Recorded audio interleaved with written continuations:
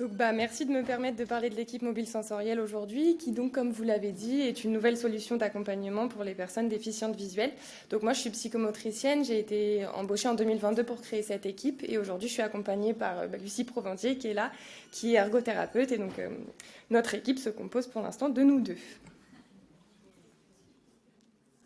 Voilà, donc l'équipe mobile sensorielle, c'est une équipe qui accompagne...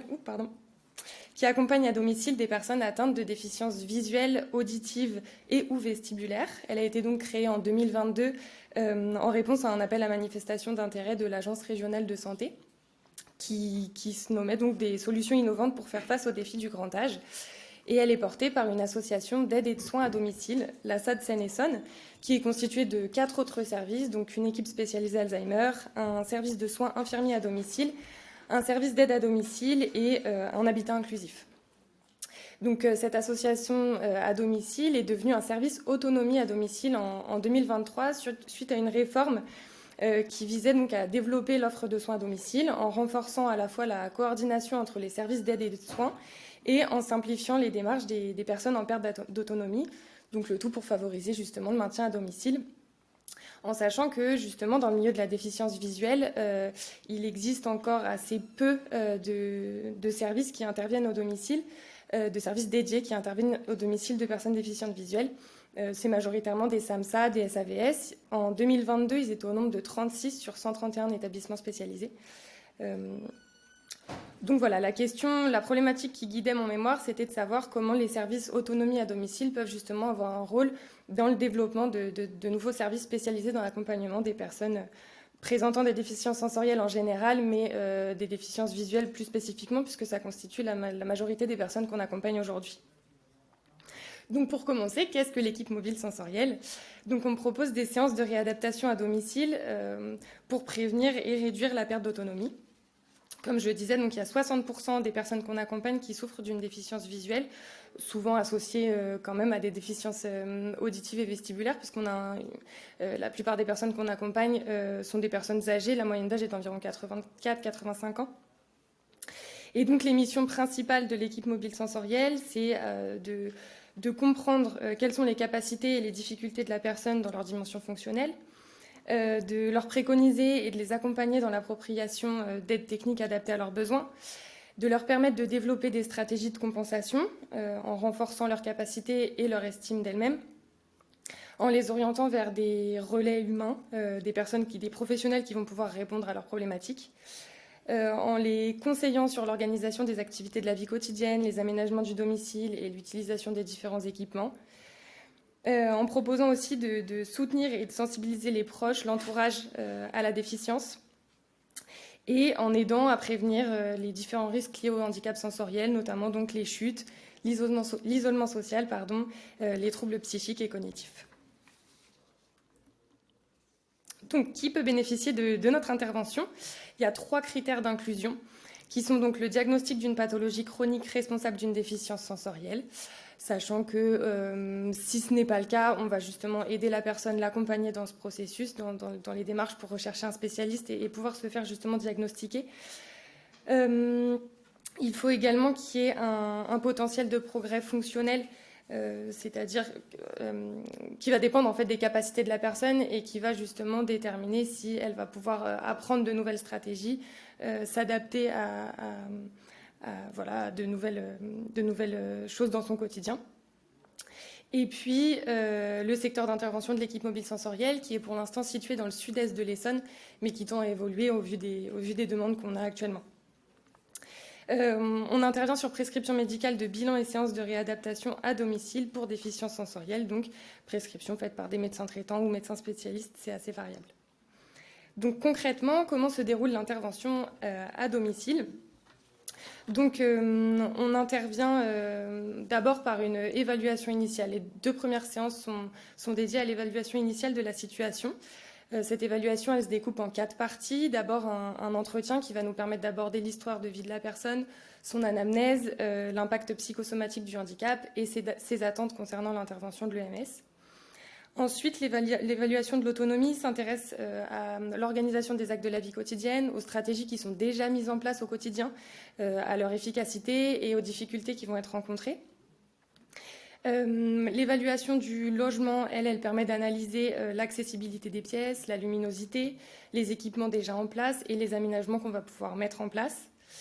Et puis enfin, le bilan des capacités permet d'appréhender un petit peu le fonctionnement sensoriel, perceptivo-moteur et cognitif de la personne pour qu'on sache un petit peu sur quelles fonctions il va pouvoir s'appuyer justement pour mettre des stratégies en place au quotidien.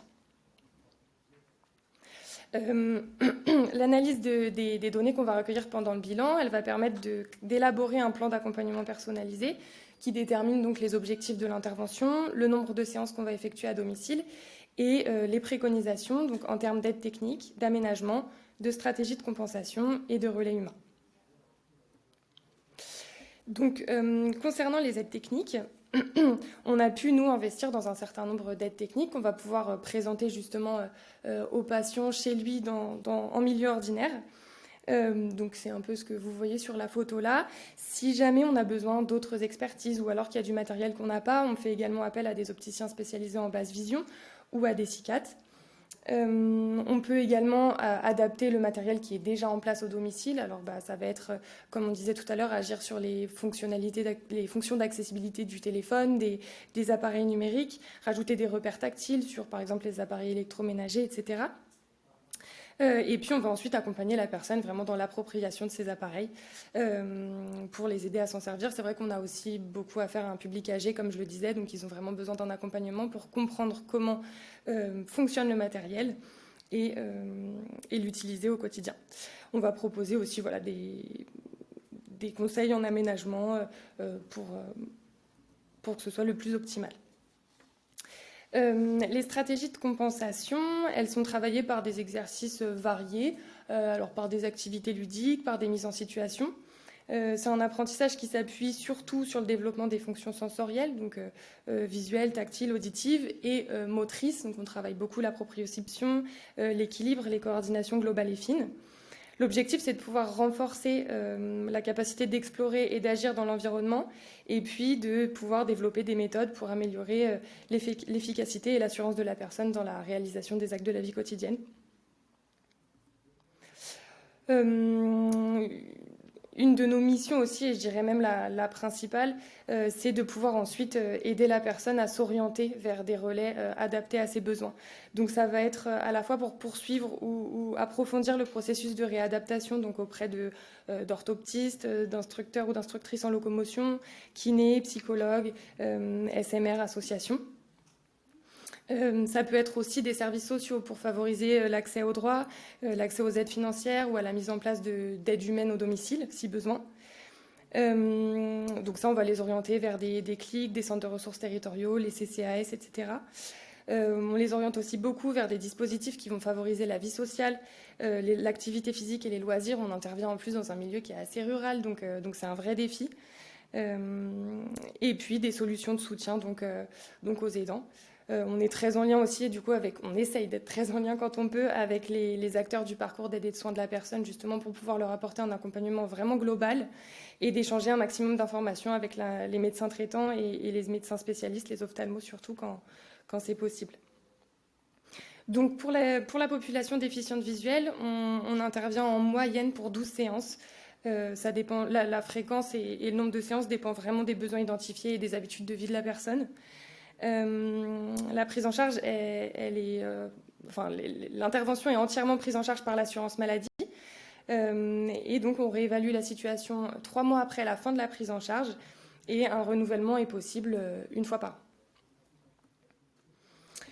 Donc voilà, pour conclure, donc l'équipe mobile sensorielle, c'est donc une nouvelle solution d'accompagnement.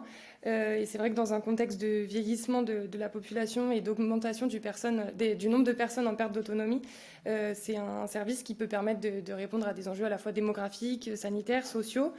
L'idée, ce serait que ce projet puisse permettre le déploiement d'autres équipes mobiles sensorielles et justement augmenter le nombre de services qui seraient dédiés aux personnes déficientes visuelles. Et le fait que ce soit porté par un service autonomie à domicile, c'est vrai que ça nous a permis déjà de pouvoir avoir une expertise assez globale auprès de chaque situation avec les autres services qui composent l'association et également de pouvoir bénéficier d'un ancrage territorial solide avec des partenaires, un large réseau de partenaires ce qui nous permet aussi du coup de contourner certains obstacles comme les difficultés d'accès aux données médicales de la personne quand elle est d'accord, et puis toutes les difficultés liées au handicap sensoriel et au milieu dans lequel elles vivent, donc en termes de mobilité, d'accès à l'information, d'accès aux droits. Voilà. Et donc c'est vrai que, juste un petit mot pour finir, l'équipe mobile sensorielle, donc elle a maintenant 2 ans.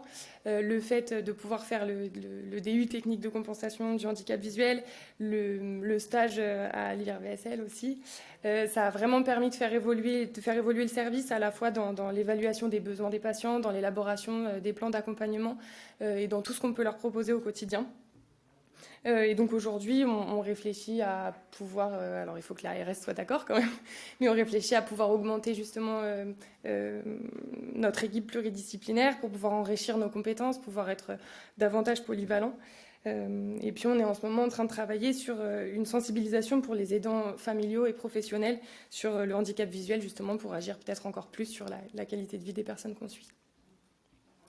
Merci beaucoup.